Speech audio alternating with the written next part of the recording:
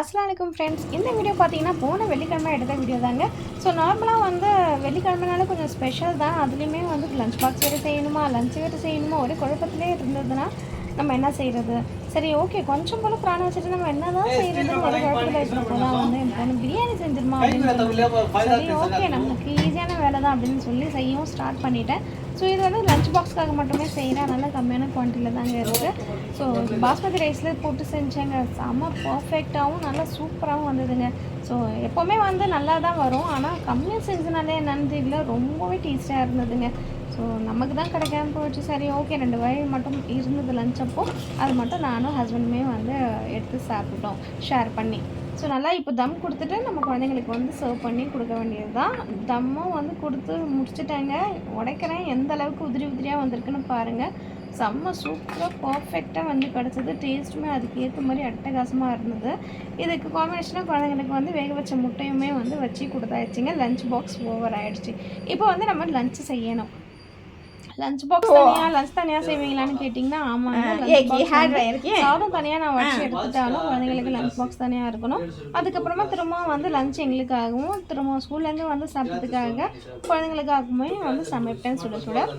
So அன்றைக்கி என்ன செய்யலான்னு பிளான் பண்ணி வச்சுருந்தேன்னா, அந்த கோலா உருண்டை, கறி உருண்டை அப்படின்னு சொல்லுவாங்க பார்த்தீங்களா, அதுதாங்க. அதாவது கூஃப்தா கிரேவி வந்து செய்ய போகிறேன். இதுக்கு வந்து நம்ம கறி, மட்டன் இல்லை பீஃப் ரெண்டுத்தில் எது வேணாலும் எடுத்துக்கலாம், இல்லை சிக்கனில் கூட நீங்கள் செய்யலாம். ஸோ அது அப்புறமா தக்காளி வெங்காயம் இதோட ரெசிபி வேணால் நான் ஷேர் பண்ணுறேன், வேணும்னா சொல்லுங்கள்.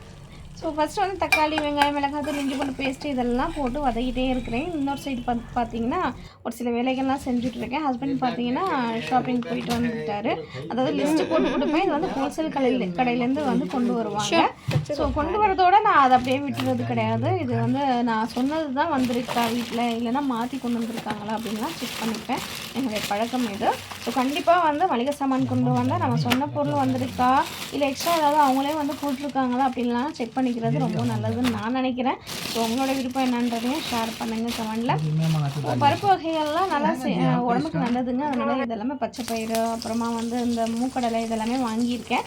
இதோட ஃபுல் வீடியோ சீக்கிரமாகவே நான் உங்களுக்கு ஷேர் பண்ணுறேன். இந்த சைடு பார்த்திங்கன்னா சாதமாக வடிச்சிட்டேங்க. அப்புறமா கோலா உருண்டைக்கான அந்த மாவு பேஸ்ட் இருக்குது பார்த்திங்களா, டோ, அதுவுமே ரெடி பண்ணி ஃபஸ்ட்டு வந்து லைட்டாக ஃப்ரை பண்ணி நான் அதில் ஆட் பண்ண போகிறேன். பச்சையாக கூட நான் ஆட் பண்ணுவேன். கொஞ்சம் போல் வந்து ஃப்ரை பண்ணி நம்ம ஆட் பண்ணலாமே அப்படின்னு சொல்லி எப்பவுமே வந்து ஃப்ரை பண்ணி போடவே மாட்டேன். நிறைய பேர் வந்து ஃப்ரை பண்ணி லைட்டாக ஃப்ரை பண்ணி போட்டாலும் நல்லாயிருக்கும், அப்போ தான் உடையாமல் இருக்கும் அப்படின்வாங்க. ஆனால் நான் பச்சையாக போட்டாலே உடையாமல் சூப்பராக கிடைக்கும் எனக்கு. ஸோ நிறைய பேருக்கு வந்து இது செய்கிறது கொஞ்சம் வந்து கஷ்டமாக இருக்கும், அப்புறமா வந்து உடஞ்சிரும் அப்படின்னு சொல்லுவாங்க, இல்லைன்னா கல் மாதிரி வந்துடும் அப்படின்னு சொல்லுவாங்க. எனக்கு அந்த மாதிரி கிடையவே கிடையாதுங்க. கொஞ்சோண்டு வந்து கட்லெட் மாதிரி கூட ஃப்ரை பண்ணியிருக்கேன். மசாலா கொஞ்சம் அதிகமாக தூக்கலாக போட்டு பேலன்ஸ் வந்து நான் தேங்காய் அரைச்சி ஊற்றி நம்மளுடைய அந்த டோ, அந்த கிரேவி வந்து ரெடி ஆகிடுச்சிங்க. இது நல்லா கொதி வந்ததுக்கப்புறமா நம்ம ஃப்ரை பண்ணி வச்சு அந்த கோலா உருண்டையை போடணும். அப்புறம் பச்சையாக நம்ம உருட்டி கூட நம்ம அதில் போடணும். அதுக்கான மாவுமே நான் எடுத்து தனியாக வச்சுருக்கேங்க. இதுதான் அதோட டோ. இதில் தான் வந்து கோலா உருண்டை, இல்லைன்னா கட்லெட்டு, அந்த கூஃப்தா இது எல்லாமே செய்கிறது. ஸோ லைட்டாக வந்து இது ஃப்ரை பண்ணி வச்சுருக்கிறது. அந்த சைடு இருக்கிறது பார்த்திங்கன்னா தட்டி வச்சுருக்கேன். ஸோ அது வந்து அப்படியே வெறும் வாயோட சாப்பிட்றதுக்கே அருமையாக இருக்கும். யாருக்கெல்லாம் இது வந்து பிடிக்கும் அப்படின்றத மறக்காமல் ஷேர் பண்ணுங்கள். ஸோ இங்கே வந்து பார்த்திங்கன்னா நல்லா கொதி வந்துடுச்சுங்க அந்த குஃப்தா கிரேவி. இப்போது இதில் வந்து பச்சையாக போடக்கூடிய அந்த குஃப்தாவை வந்து நல்லா உருண்டையாக வந்து உருட்டி இதில் வந்து ஆட் பண்ணிகிட்ருக்கேன். ஸோ எல்லாமே ஒரே சைஸில் ஈவன் சைஸில் நம்ம போட்டோன்னா அழகாக இருக்கும் பார்க்குறதுக்கு. சூப்பராக வந்து இதை போட்டுட்டு நம்ம வந்து அப்புறமா இது லைட்டாக கொஞ்சம் வெந்ததுக்கப்புறமா நம்ம வந்து ஃப்ரை பண்ணி வச்சா அந்த கோலா உருண்டையை போட்டுக்கலாம். ஏன்னா ஆல்ரெடி நம்ம இதை ஃப்ரை பண்ணிட்டோம் இல்லையா, ஒரு 2-3 நிமிஷத்துக்கு அப்புறமா நம்ம வந்து ஃப்ரை பண்ண அந்த உருண்டையை வந்து போட்டுக்கலாம். அந்த கிரேவியில் இன்னும் நல்லா ஊறி நல்லா சூப்பராக இருக்குங்க. ஸோ யாருக்கெல்லாம் இது வந்து செய்ய தெரியும், செய்ய பிடிக்கும், அப்புறமா சாப்பிடவும் பிடிக்கும் அப்படின்னு ஷேர் பண்ணுங்கள். ஸோ இது எல்லாத்தையுமே போட்டுட்டு ஒரு மூடி போட்டு மூடி வச்சிடலாங்க. ஒரு 5 நிமிஷத்துக்கு நல்லா கொதி வரட்டும்.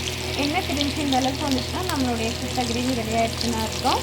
ஸோ இந்த சைடு பார்த்தீங்கன்னா கொஞ்சம் மீன் வந்து மசாலா போட்டு வச்சுருந்தேன், அதையுமே வந்து ஃப்ரை பண்ண ஸ்டார்ட் பண்ணிட்டேன். கொஞ்சம் கிறிஸ்பியாக நல்லா கடாயில் போட்டு வறுக்கணும். இரும்பு கடாய் இது வாங்கி ரொம்ப வருஷம் ஆயிடுச்சுங்க. நல்லா சூப்பராக உழைக்குது.